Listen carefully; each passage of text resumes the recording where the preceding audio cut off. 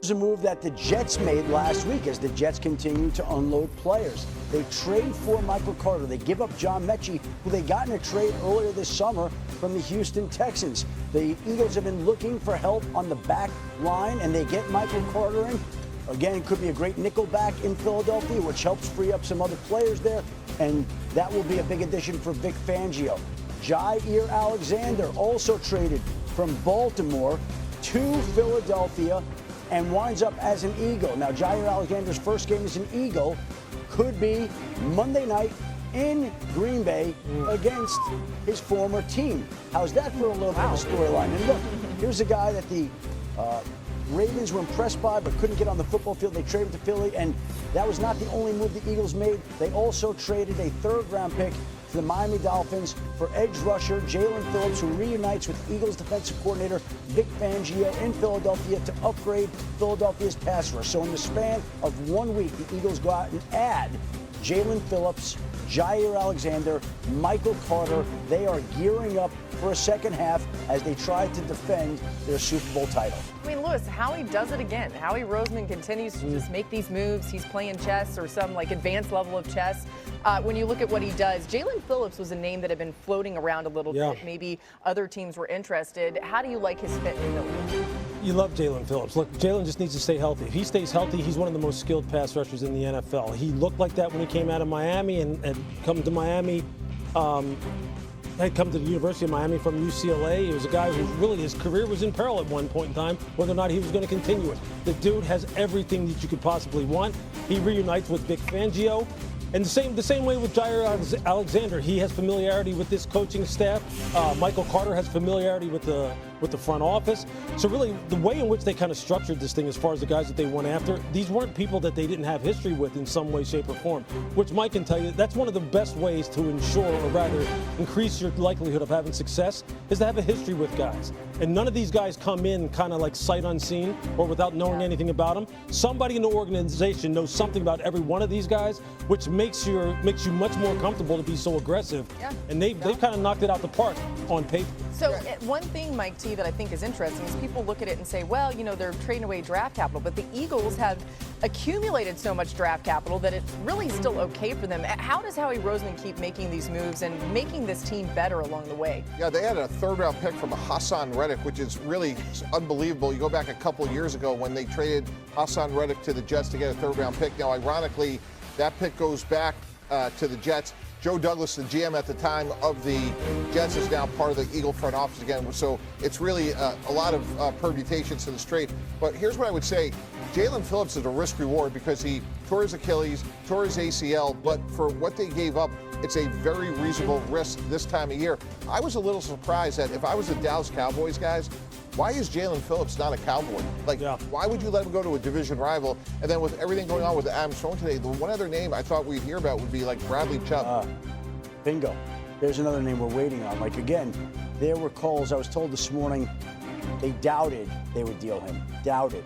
Now, again, it is 3:39, 21 minutes to go to the trade deadline. We'll see if Bradley Chubb's name comes up. But in regards to Jalen Phillips, here's the other sneaky benefit of that trade to the Philadelphia Eagles. Yes, Jalen Phillips becomes a rental. You try him out in Philadelphia, he tries you out, you get a look to see whether or not you'd want to continue that relationship. But if Jalen Phillips leaves in the offseason and goes and signs a free agent contract, then the Eagles get a compensatory draft pick back in 27. So I mean, you got give up a 3 now, you get a 4 then. Like, you got to go after Jalen Phillips. So he's only 26 years old. Bradley's what? Bradley's 29 now. Will be 30. I mean, you can see why he's the more coveted of the two. Yeah, but like you said, he's got to stay healthy. There you go. There you go. Let's talk about A.J. Brown really fast here, but I don't want to run out of time here. He's a name that's been floating around. Obviously, he's put out a bunch of cryptic messages. We're trying to figure out if he's happy or unhappy or what's going on. Any news there, Adam, or possibilities here as this deadline is counting down? Well, again, 20 minutes to the deadline. We've said it before. We'll say it again. They were never planning or expecting or trying to trade A.J. Brown. He was going to be there. Their business is acquiring elite players, not unloading elite players, and they view A.J. Brown as an elite player. And here's the thing, Laura. If you decide you want to trade A.J. Brown in the offseason, when you reconvene, you can get the same compensation then that you could now. Maybe more, because the pool of teams bidding for his services would be even larger. So, again, no trade for A.J. Brown, and there will be no trade of A.J. Brown. He's safe in Philadelphia. Here we go. All right. Is that breaking news? Should we tweet that? Let's put that on the bottom line, okay? We'll tweet that too. We've got more big news coming. As Adam has already told you, there will be another move that happens before this deadline hits zeros. We'll bring that to you as soon as we know about it, of course. Right here on our special, as we do continue to count down. Work earlier in the week, Howie Roseman here when we talk about Jalen Phillips, Jair Alexander, Michael Carter II. Ran Howie Roseman using the bye week to the full effect there for the champs. Howie, oh, Howie. Nobody does business like Howie Roseman, and that's my Gator brother, and I have a ton of respect and love for Howie. But Howie he's like a trader. He's like Bobby Axelrod. You know, he understands a distressed market and how to come in and get something for the cheap that he could use in this particular time, and then make his own decision on if it's an asset he wants to continue to deal with or offload, and then be able to get the benefits off of it. And what I mean is, you bring on a Jalen Phillips, right? And like Kyle said, for a rental, a guy that's already played in Fangio's system, so that's going to be plug and play next week, coming off of the bye, because I'm pretty sure Fangio has given up his bye week. The defensive line coach has given up their bye week to get Jalen Phillips caught up to speed. But then if you decide to not move forward with him and he goes on and he signs a big deal elsewhere, you get a comp pick in 2027, which could potentially be a third-round pick. So you'll be getting your third-round pick back, because if you're the Philadelphia Eagles and you play up to what you're capable of, that pick's going to be in the bottom of the third anyway that the Dolphins are getting. So, again, Howie Axelrod pulls it off again and gets another guy. And getting Alexander and Phillips and Carter, when you look at the two positions they've had problems with this year, it's been the third corner and it's been the pass rush. And so he looked at it and he said, I got to go address this. Now, where does Alexander fit? You'd say that on other teams, because Alexander, look, as good a player as he is when he's on the field, he can be a little bit diva-ish, and so how does he fit inside? And I love the guy. How does he fit inside that locker room? If Alexander is focused and ready to go, that's a good pickup too. And Michael Carter's been a good nickelback in his time. That could be a good pickup too. So I think you mentioned it. Howie Roseman gets it. He also had 3 third-round picks this year with the ability to trade one of those to go get Jalen Phillips. So he knows how to play the game. I like what you said, that Vic Fangio had his guy and now he's got him again. And there's no substitute for more rushers, more fresh legs, more guys with that carrot dangling in front of them. And when they're rotating bodies in and out like the Eagles have, particularly on the line of scrimmage, it's a nightmarish team to play against as an offense, particularly an offensive lineman. And I think Jalen Phillips will have a lot of spark, a lot of juice to bring to this defense. A couple things here. Jair Alexander, 2 games started for the Ravens, was actually more of a healthy scratch than he was with Baltimore, so potentially fresh fit. And also in-house reinforcements are coming for Philadelphia too, coming off of their bye week there. All right, 20 minutes away from the deadline to the top of the hour. We'll take a break here.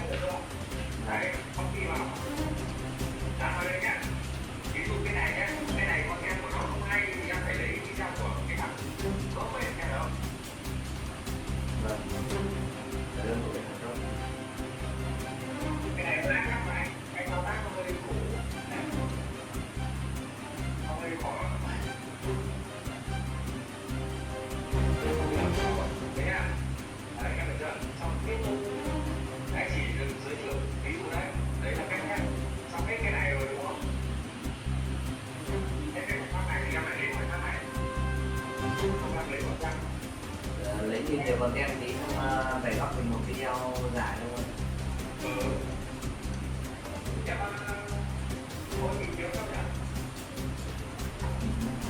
Nó mẹ cái chuyện đấy.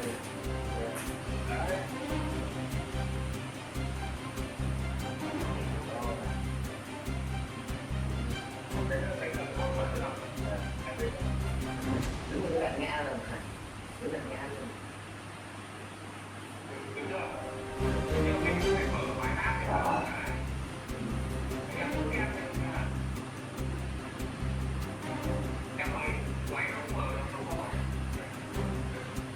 Nhiều tác hơn có thể đến thôi.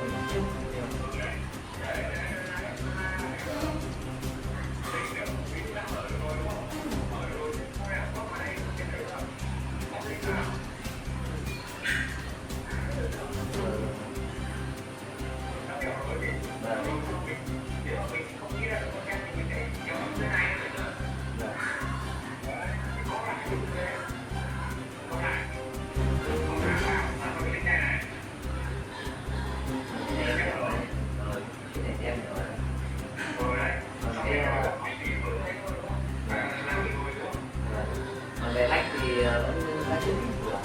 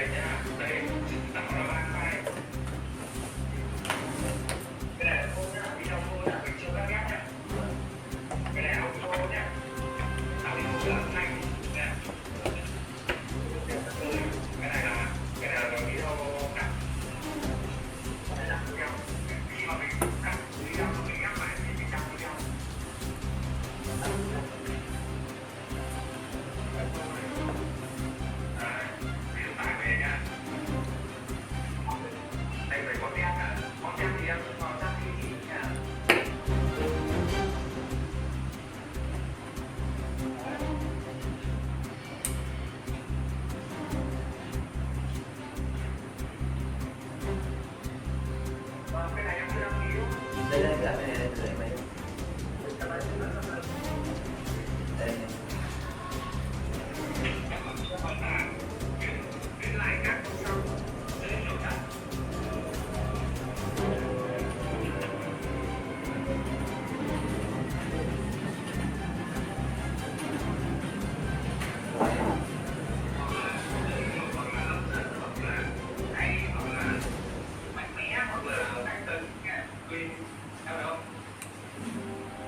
Các câu nhau đây là các câu là phải các câu ở đây này, các câu có content này.